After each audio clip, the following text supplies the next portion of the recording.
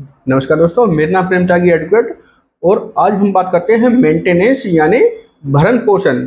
और अगर आप इसे देसी भाषा में कहना चाहेंगे तो खर्चा आप कह सकते हैं। तो मेंटेनेंस कौन कौन व्यक्ति ले सकता है और कौन कौन व्यक्ति नहीं ले सकता, इसके बारे में सीआरपीसी की धारा 125 में बताया गया है। तो चलिए दोस्तों, इसके बारे में हम बात करते हैं। दोस्तों, सीआरपीसी की धारा 125 के सब सेक्शन 1 के अनुसार अगर कोई भी व्यक्ति जिसके पास पर्याप्त साधन है, जिसकी पत्नी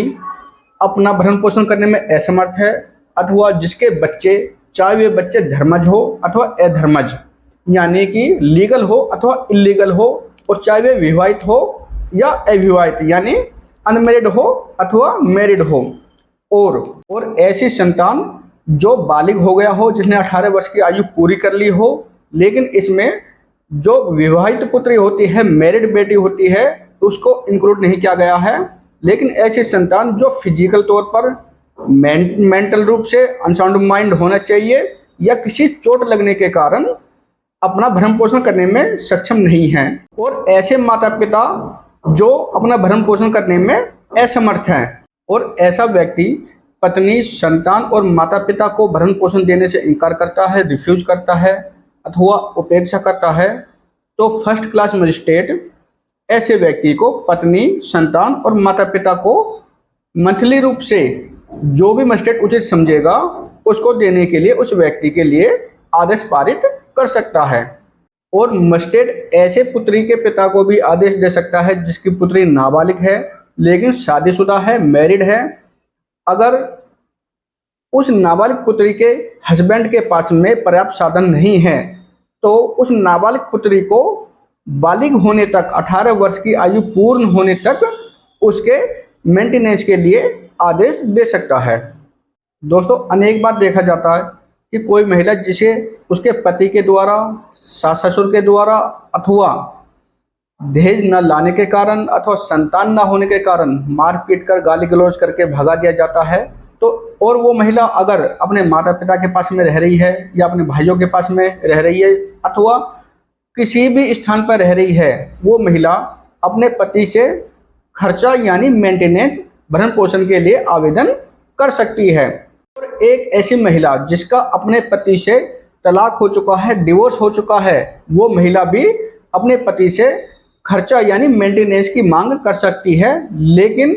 जब तक अगर उसने दूसरा विवाह नहीं किया है। लेकिन ऐसी पत्नी को मजिस्ट्रेट के द्वारा भरण पोषण नहीं दिलाया जा सकता जो पत्नी अपने पति से किसी भी सफिशिएंट रीजन के बिना अलग रहती है अथवा किसी जारता यानी अडल्ट्री के रूप में किसी अन्य व्यक्ति के साथ में रहती है। ऐसी महिला को मेंटेनेंस पाने का हक नहीं है। और अगर किसी हस्बैंड और वाइफ का म्यूचुअल कंसेंट से section 13B Hindu marriage act के अनुसार डिवोर्स हो चुका है तो ऐसी महिला भी अपने हस्बैंड से खर्चा पाने की वैध रूप से, लीगल रूप से हकदार नहीं होगी। अगर किसी महिला का हस्बैंड किसी अन्य महिला से शादी कर लेता है, मैरिज कर लेता है अथवा किसी अन्य महिला को रखेल के रूप में रखता है, तो ये उस महिला को अपने हस्बैंड से अलग रहने के लिए सफिशिएंट ग्राउंड कोर्ट के द्वारा माना जाएगा, और जो पत्नी होती है वो अपने पति से मेंटेनेंस की मांग कर सकती है। और मजिस्ट्रेट इन सब के लिए भरण पोषण, अंतरिम भरण पोषण अथवा कानूनी कार्रवाइयों में आए खर्चे के लिए जो आदेश देगा वो आदेश की तारीख से अथवा आवेदन यानी जिस तारीख से भरण पोषण हेतु आवेदन किया गया है उस तारीख से वो आदेश लागू होगा। और दोस्तों, अब बात करते हैं पर्याप्त साधनों वाला व्यक्ति कौन होता है। पर्याप्त साधनों वाले व्यक्ति में अगर कोई भी व्यक्ति जिसके पास अच्छी नौकरी हो, अच्छी नौकरी भी नहीं हो लेकिन नौकरी हो, इनकम के साधन हो, और अगर कोई व्यक्ति अपने कर्तव्य से यह कहकर अलग नहीं हट सकता कि उसके पास नौकरी नहीं है, जमीन नहीं है, जायदाद नहीं है, अगर कोई व्यक्ति जो स्वस्थ शरीर का है, समर्थ शरीर का है, वो व्यक्ति भी पर्याप्त साधनों वाला व्यक्ति माना जाएगा। क्योंकि स्वस्थ शरीर वाला जो फिजिकल रूप से ठीक होता है, मेंटल रूप से ठीक होता है, वह व्यक्ति अपने माता पिता, बच्चे अथवा पत्नी के भरण पोषण में भरण पोषण करने में सक्षम माना जाता है। और दोस्तों, अगर कोई व्यक्ति मजिस्ट्रेट के द्वारा एवरी मंथ प्रत्येक महीने दिए जाने वाले खर्च के आदेश को देने से मना करता है तो ऐसी कंडीशन में क्या होगा। और दोस्तों, ऐसा व्यक्ति जिसे आदेशित किया गया है भरण पोषण की रकम देने के लिए, जो उस व्यक्ति को प्रत्येक माह देनी होती है, अगर वो सफिशिएंट ग्राउंड के बिना, किसी पर्याप्त कारण के बिना अवहेलना करता है अथवा मना करता है या असफल रहता है, तो मजिस्ट्रेट के द्वारा उसके विरुद्ध वारंट जारी किया जा सकता है और उसे प्रत्येक माह चुकाई जाने वाली रकम के लिए प्रत्येक माह के लिए अधिकतम 1 महीने 30 दिन तक की सजा का दंडादेश दे सकता है।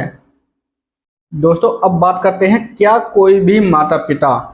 अपने बच्चों से भरण पोषण की मांग कर सकते हैं? जी हाँ दोस्तों, कोई भी माता पिता अपने बच्चों से भरण पोषण की मांग कर सकते हैं अगर वे अपना भरण पोषण करने में असमर्थ हैं और उनकी अगर काफ़ी एज हो जाती है, एजड हो जाते हैं, वृद्ध हो जाते हैं, जिनके पास पर्याप्त साधन नहीं है, तो वो अपने बच्चों से भी भरण पोषण की मांग कर सकते हैं। और अगर कोई सौतेले माता पिता हैं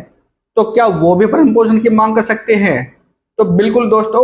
अगर कोई सौतेले माता पिता हैं और वो भी अगर अपना भरण पोषण करने में असमर्थ है तो वो भी अपने बच्चों से, सौतेले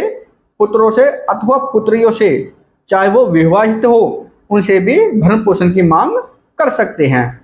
दोस्तों, आज की लीगल जानकारी आपको कैसे लगी हमारे कमेंट बॉक्स में जरूर बताइए और ऐसी ही लीगल जानकारी के लिए हमारे चैनल को सब्सक्राइब जरूर करिए। धन्यवाद।